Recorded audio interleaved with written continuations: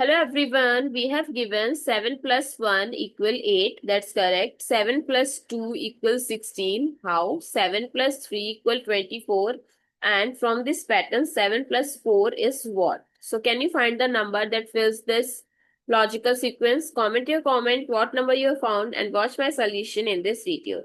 If you haven't subscribed to the channel yet, I ask you to subscribe it and hit the notification bell.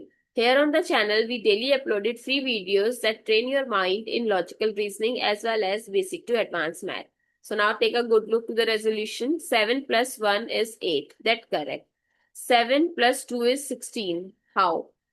If I multiply the first number with 2, that is 7 times 2, and then add the second digit, this 2.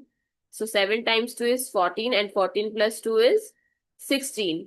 Similarly, if we check it, 7 times 2 here.